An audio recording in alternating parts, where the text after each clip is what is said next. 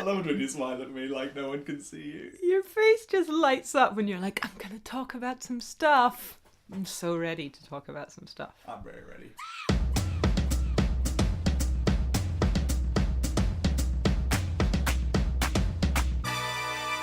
Welcome to NWOT, our podcast where we talk about things that we are currently passionate about, things we're getting excited about, and we take it in turns to talk about something that we are no longer doing. Yeah. Well done, Libby. Cutting out the word quitting, basically.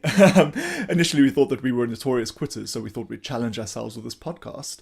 And so far, I've realised we're not really quitters. We just focus on different things at different times. Yeah, some of the stuff we've done has been years of our lives.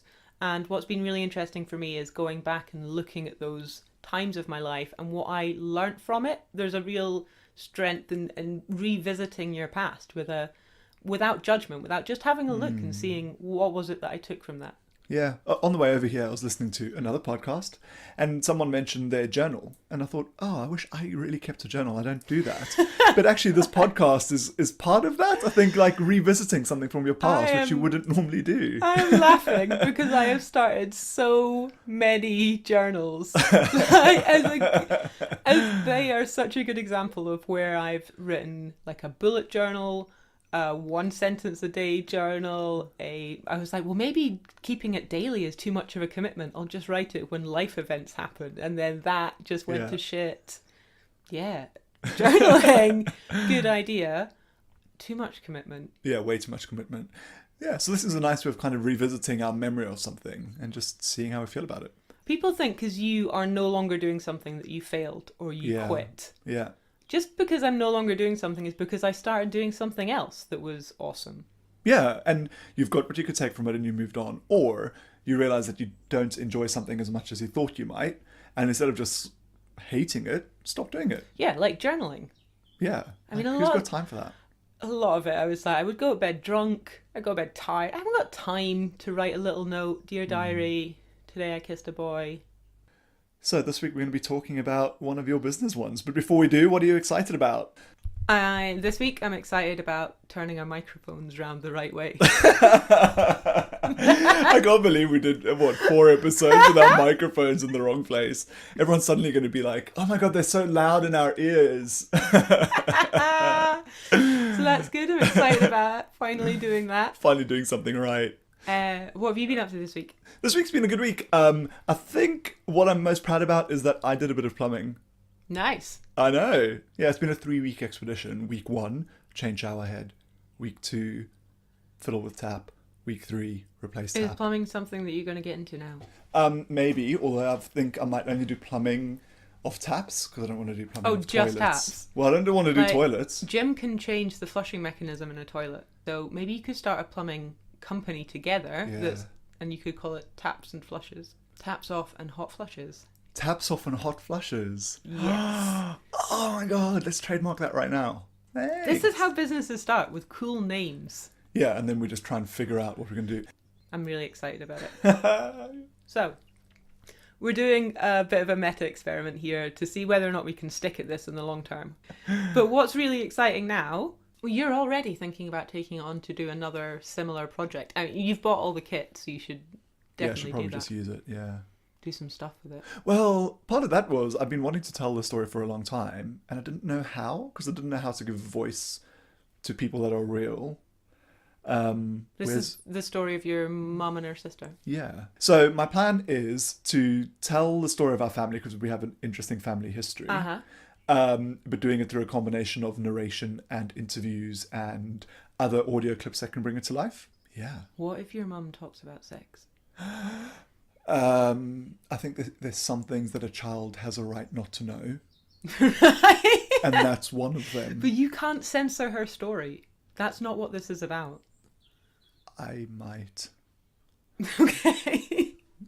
Yeah. This week, we're going to talk about my Badge Empire. Yes. badgeempire.co.uk. That website is no longer live. I looked it up, so I tried to look on the Internet Archive today. to see if it was still there, even if there was like a little snapshot Even of it. in the archive of the internet. Even in the archive of the internet, it's not there. I think there's one grab of a homepage at one point, but it's... Is this doesn't something have that any actually images. ever happened? Or is Yeah, this this sort of in was your 2 head? years of my life. 2 years? This was 2 years of Wow. my life, and for 6 months, my only source of income. No. Yeah. Okay, let's start at the beginning. Okay. So, In 2011, I am 29 years old. I'm the general manager of a live music venue, like a little one, only about 300 capacity. And I am aware that I'm going to be 30 soon. It's coming. And lots of people are really interested in becoming involved in live music, in putting on live music events, the publicity and all of the running of it, the actual running around, having an earpiece in and a radio and being able to put people on the guest list. cool, yeah. Cool. I'll do that for free just for the experience. And I'm like, I've got to pay my rent. Please don't volunteer to do my job for free. Fuck. oh my God, that's what people do, don't Yeah, they? They that's- take yeah. away your income because they're prepared to do it for nothing. So there was a lot of staying up really late into early hours of the morning. There was increasing numbers of just like girls getting off tour buses that had no idea where they were. I was like, this isn't what I want to do. I want to do something different. I'm nearly 30. I'll have a quarter life crisis. Wow, those microbes are going to live a long time. You know? So I bought a badge machine, so like a pin button 1-inch diameter badge thing. I've got one of those. Yeah, you got one? Those buttons, I mean. Oh, Yeah. so a hand operated one I got off eBay. It was second hand. It was 50 quid. Okay. And it started as a hobby because we have bands in, and the bands sell merch, and some of them were little local Glasgow bands, or some of them were touring bands that didn't have a lot of other... Like, bands when they're on tour live off their merch money, Okay. because everything else goes to their tour manager or gets paid months later. Like, the money in your pocket is your merch money. And I was Okay. like, what I'll do, I've got a market here. I'll make merch, I'll sell it to the bands, and then they can sell it on. And I've got an unlimited supply. The customers are coming to me. Yeah. And I was like, so I'll do that. So I started doing that. The printer in my house, the quality wasn't good enough because it's just like an inkjet printer in 2011. So I found a local printers that did lots of things like communist pamphlets. And So he too needed to supplement his income. it was like two hippies in a basement in That's the Trongate amazing. with these huge machines, lots of posters for protest marches and stuff, for decades all over the place. So I found these guys. They ran off posters. So I prepared all the artwork as little squares on a poster-sized piece of paper. Oh, got it, yeah. Went in to see them with a USB. Please print this for me, thanks. Took it home, cut them all out, stamped them all into badges, sold them to the bands for 50 pence. They sold them to the fans for £1. Oh, nice, okay. Yeah, I take all their 50p's. They get them £1. So this was good. It was going pretty well. But even as I'm talking about it now, designing all the artwork, taking it to the printers on the little USB, getting like that's a lot of work for, For not much for money. about £5 Yeah. for and some bands were like, oh, we didn't sell all our badges, so do you want them back? What the fuck am I gonna do with bands for you, like badges for your band? Yeah, and can't they sell them at the next venue? Oh, so it just made it a bit weird, and I was like, bands.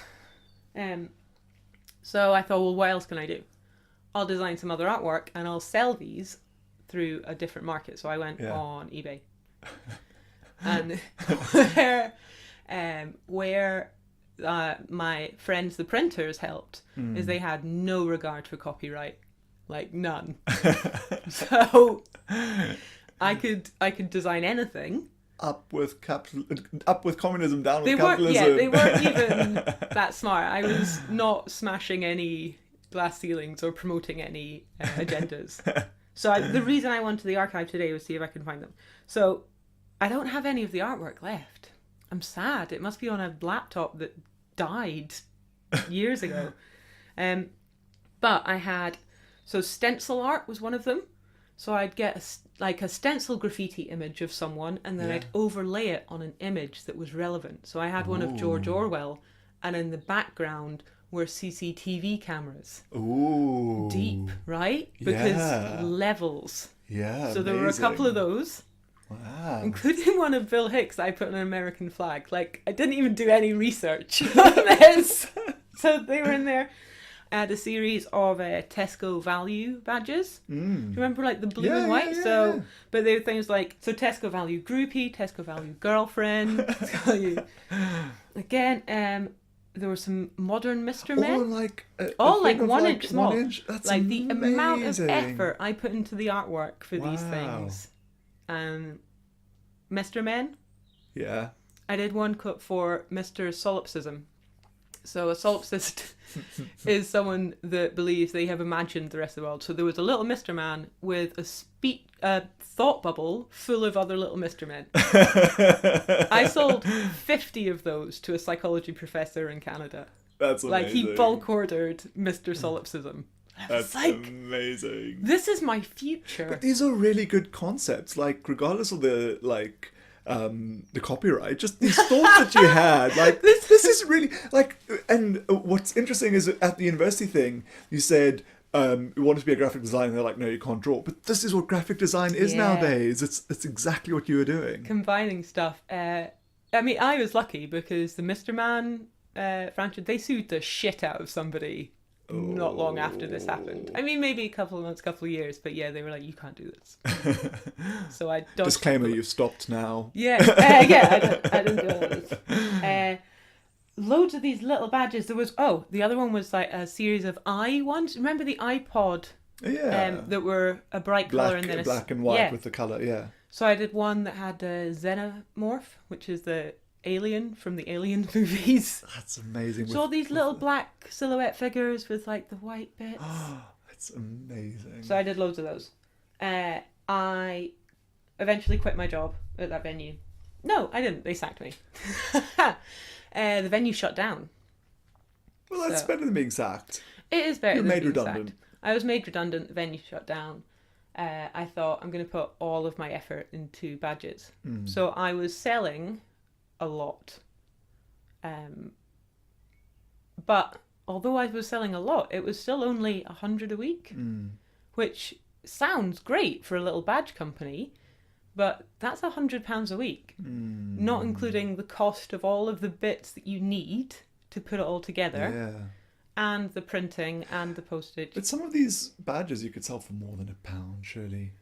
Or is that just the going rate for these badges? It was just the going rate for the badges. Regardless of how good the idea is. See, that's a problem for me, because some of those ideas are really good. Like if you graffitied that on a wall somewhere. I started looking at other products that I could put them onto. So I nearly invested in a machine that put transfers onto mugs. Ooh. So I had the kit. Now how handy that would have come in now. I know. We could have made podcast mugs. Yeah. In fact, I already think we should be having podcast. But guys, check out our website. There's a shop where you can buy NWOT badges. So I had got into it through necessity, to try and find a way out of a job that I wasn't really enjoying doing. The job let me go, which in retrospect was a godsend.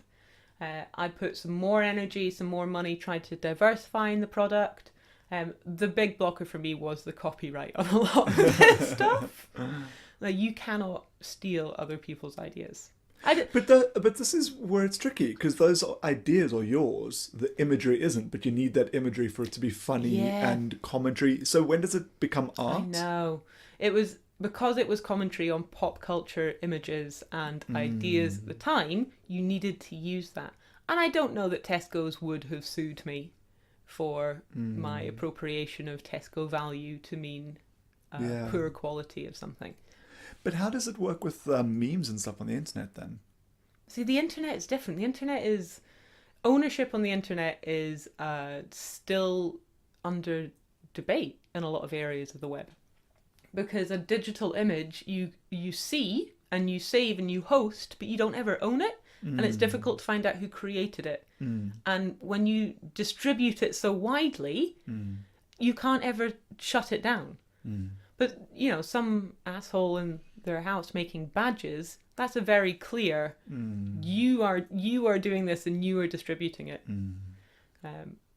I think the reason it stopped in the end was I was kind of building momentum with it. My partner at the time was like, what is your end game here? And I was like, I might have like a little shop or to have an end game. Yeah. I might go to music festivals and make badges. He was like, what's your goal here? And I was like, I could have like a little market stall. And he was like, so your ultimate goal is market stall selling badges. DTMFA.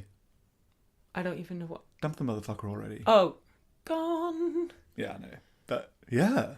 But when he put it like that, he was like, is this the path to greatness that you think that it is? He's like, yes, you have done very well. And 2 years. So 2 years is a good, yeah. It bridged me. Badgeempire.co.uk was the website that I had as well.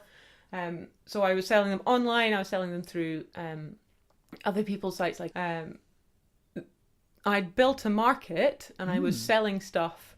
And I developed my own sense of humor in what I was doing. I had developed my own pieces that were doing really well because other people tapped into what I was doing. The ones that were a little bit smarter were the ones that I didn't think anyone would. It sounds arrogant to say I didn't think anyone else in the world would get them, but I definitely didn't think they would be the ones that someone would really go for, like the Mr. Solipsism We're one. so like told in society to almost like cater to the lowest common denominator, and actually you mustn't do that. You must really just go for something. But you won't. It's a lot of work to make your business go, and you made it work. Like it was a lot of hours, effort, minimum income, because the margins were so tight. Yeah. A lot of things. Did it help you stay afloat? It helped me pay for food, I think was what it went for. So our rent was pretty low for the flat that we shared. But it definitely bridged the gap. It was enough that I didn't, during that period, feel as destitute as I could have done. I also had redundancy pay. But yeah, it got up to a couple £100 a week, depending on what the week was. Our rent between the two of us was £500 a month. So it definitely bridged the gap. Wow. It was whether or not it was the right business to try and build. When you start doing something like that, combining the artistic creation with the manufacturing, the business you need to scale one or the other. And they're quite fiddly things to make, these little badges, kind of stacking all the different things together and punching them out. So I could have gone with one or the other, or I could have sold the artwork, but yeah, I didn't. I started something else. I started a full-time job. What did you learn from it? I learned lots about printing. I learned lots about the mechanics of printing, which I've used again and again and again. I learned lots about how to run online businesses. So your PayPal fees, your different selling fees, your obligations to your customers. That was the first website that I set up. That's what you do now. Yeah. Yeah. So although it was a templating tool, that was the first thing I did. And I started to learn a little bit about SEO and about marketing. It was just a little business in every way. We sold little badges and a little widget. Little business, but it was an empire. It was my badge empire. Well, the amount of work you put in, it was an empire. Because in a different business, you might focus on one element of something, whereas you're doing the design, printing, making, marketing, selling, managing, all of those things you're doing yourself. What I really liked about it was the success was proportionate to the effort. So what I'd found, especially when you run a gig venue, is those two things don't relate. You can put a huge amount of effort into a club night that nobody comes to. Bands can put huge amounts of effort into touring and gigging, writing their own songs and performing. Nobody comes to it. The effort you put in is not. There's no immediate recognition of that. But badges, like the more you put into it, the more designs you've got, the more effort you put into marketing, the more people you reach, and there would have been a time when that flattened out. There would definitely have been a point where effort stopped equaling returns, but I didn't get to that. Yeah, so Malcolm Gladwell's book Outliers, he talks, one of the chapters is about just that point, which is about job satisfaction. And people who can tell the difference between, you're more likely to be happy in your job if you can tell the difference between what you do and what you get rewarded for than if you don't. So there are all these cases of people that didn't earn very much, but because there was this correlation between what they put in and what they got out and that distance between it, they're a lot happier in their work than people that, work equally hard, but the distance between what you put in and what you get out is so different. And I think that's a big problem in society today, is that so many people are salaried, and so those two things are completely unrelated depending on how hard you work or not. And bonuses come around once a year and they tend to be pretty shit. And so there's just not that connection. Whereas even if you're only earning £100 or £200 a week, but you know that is what you've worked for, what you've put in, that's amazing. Yeah, it was really enjoyable, but it was not sustainable. You can't live off that long term. No, but you've learned loads of skills, which you've since taken forward. Learned loads of skills. I'm impressed with your digital image manipulation skills. Like that stuff's a bit easier now, but in 2011, I know I had to pirate that software myself as well. The amount of crime you learned to do. So much of this business. Copyright infringement, illegal downloads. So much of it was theft. So much of it. I love the idea of the Badge Empire. I think it's about creativity. It's a little bit rebellious. I love the way that you just kind of did it. And even if it wasn't going to make much money, you were like, no, fuck it. This is fun and this is an expression and I'm going to do this. I'm going to make this happen. Even when I was a kid, I was doing lots of stuff where I was... one of the first ones, I painted wooden beads and then put them onto different coloured cords to make little bracelets. Amazing. And I was like, I'm going to sell these and I'll make the shop stand so you can hang them on them and I'll sell these. But again, it's just margins. Even from that, that very first when I painted all these beads up, my mum works in retail and she's like, how long has it taken you to hand paint every wooden bead? And I'm like, each one takes me an hour. Each bead? Yeah. But they were intricately painted, but for like a 10-year-old... To sell for a time is free. £1. What else was I going to do that? £1 an hour for a 10-year-old, that's all they're worth. They should be grateful for £1 an hour. But so you're quite entrepreneurial in spirit? Or are you just creative in spirit? I think that I am creative in spirit and that I would like that creative spirit to become entrepreneurial.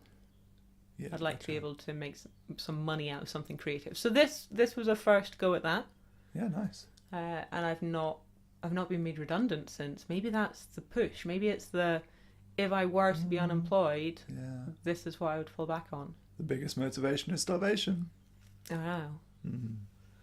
So yeah, maybe I will pick it up again. Nice. So when we were kids, one summer I ran like a holiday club for like me and the friends across the road. And my sister and I took apart badges, not the 1-inch ones, like the 2-inch ones, the slightly bigger ones. Took them apart and then made our own, but we didn't have the badge presser. So we dismantled somebody else's badge, painted our little logo, and then remade the badge, which is quite cool. That is exactly what you need to be doing. That's what people do. Like Dyson just started by taking something apart and then putting it back together again.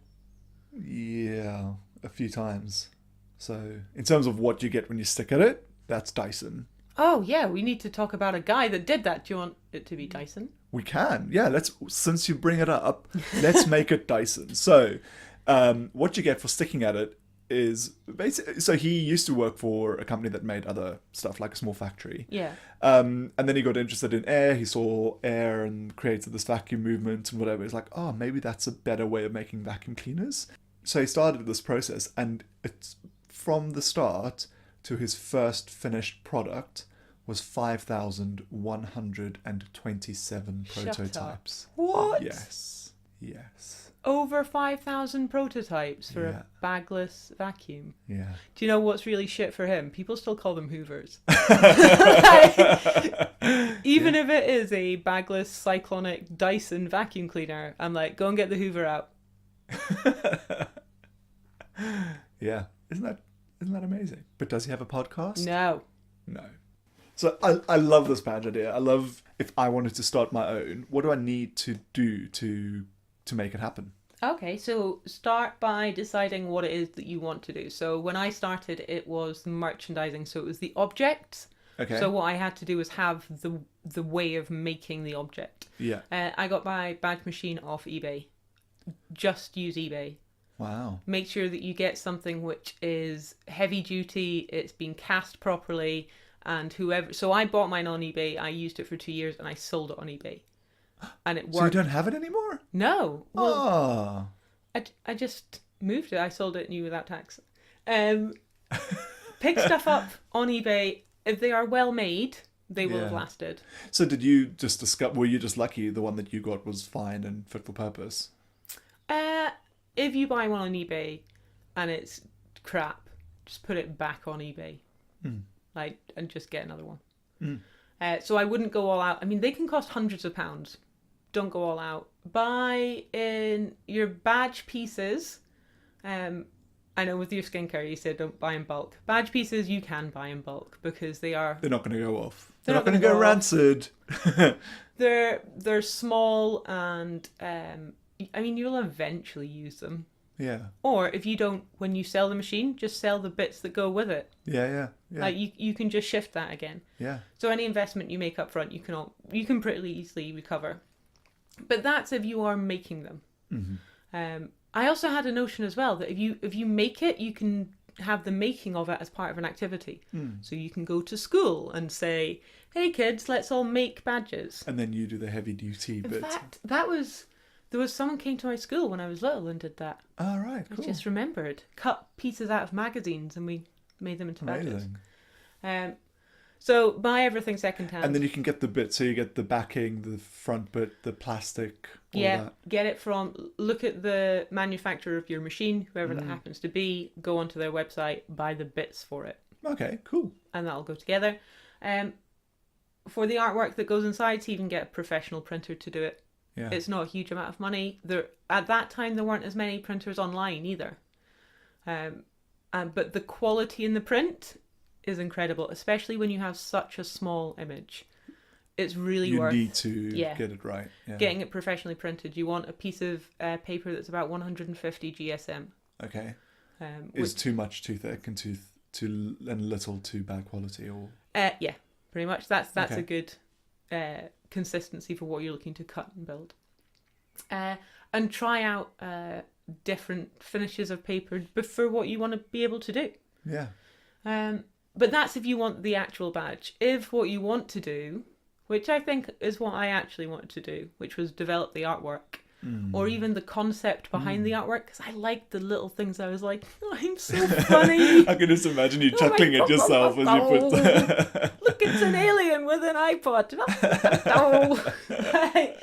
If you want to do that, do the artwork. And then get online and sell it. Cool. There are loads of sites that will take submissions. And sometimes what they do first is they'll do a poll so that you submit your artwork to them. Threadless does this. They get voted on by other users, so you can get feedback on your design, what it works and where it doesn't work. And then designs which are good, ones that really do work, are then made into t-shirts. They're made into other products. Oh, cool. So you can become part of a community. You can get feedback on what you're doing, and you can put all of the manufacturing responsibility onto someone else. So there's lots of sites that'll do that. Zazzle does that. Threadless does it. It doesn't just need to be badges. All of that will be original artwork, though. Yeah. So no Mr. Men. No. Or Tesco bags. Oh, no. Ripping off other shit. Oh, cool. So I'm a bit disappointed that you don't have a little machine anymore. Yeah, I sold that. Because I thought we could make little NWOT badges. I mean, I'll buy one right now. Fantastic. Thanks for listening. And tune in next week. You can always follow us online, www.nwotpodcast.com, or on social media, #NWOT podcast. Bye. Bye.